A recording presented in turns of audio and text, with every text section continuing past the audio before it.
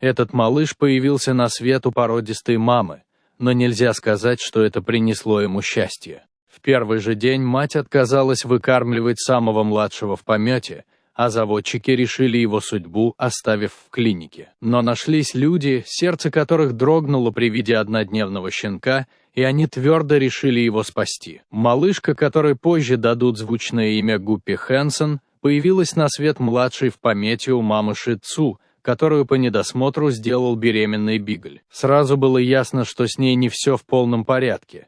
Одна из лапок была сильно короче 3 других и изгибалась под странным углом. Как часто бывает у животных, мать отказалась выкармливать больного щенка. Хозяева тоже не захотели тратить свое время на хлопоты по выхаживанию беспородного потомства. Кроха в первый день своей жизни осталась одна в ветеринарной клинике. Но ее борьба за жизнь только начиналась, и она не собиралась сдаваться. Едва увидев крохотное создание с розовым носом и едва заметными коготками, ветеринары решили, что еще поборются за ее жизнь. Даже без материнского молока, даже с врожденной травмой, они дадут щенку шанс выжить. Врачи знали, что новорожденному щенку нужен круглосуточный уход, грелка и кормление по часам. Они решили, что малышку заберет домой одна из сотрудниц, а они установят дежурство и будут по очереди приезжать заботиться о подопечной. Но стоило дочке врача Джесс Лейн увидеть кроху,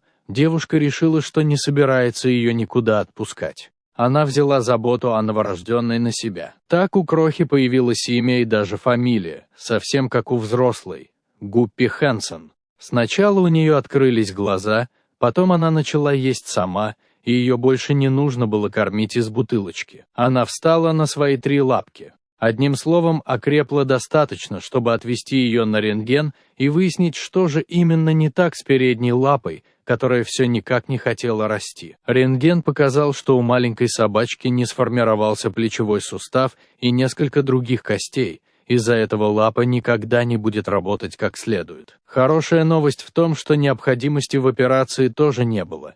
Если лапа не мешает, то ее можно сохранить. Гуппи Хэнсон вернулась домой под заботливое материнское око лабрадорши Либби, которая заменила ей мать. Гуппи было 4 месяца, когда грянула новая напасть. Хозяйки обнаружили, что та совершенно не реагирует на собственное имя, да еще и сильно пугается, если ее разбудить. Они снова отвезли щенка к ветеринару, и доктор подтвердил подозрение. Собака родилась совершенно глухой. Но, казалось, ей это совершенно не мешало. Она лихо набирала вес и активно двигалась, даже несмотря на свои ограничения. Только взбираться по лестнице ей было трудновато.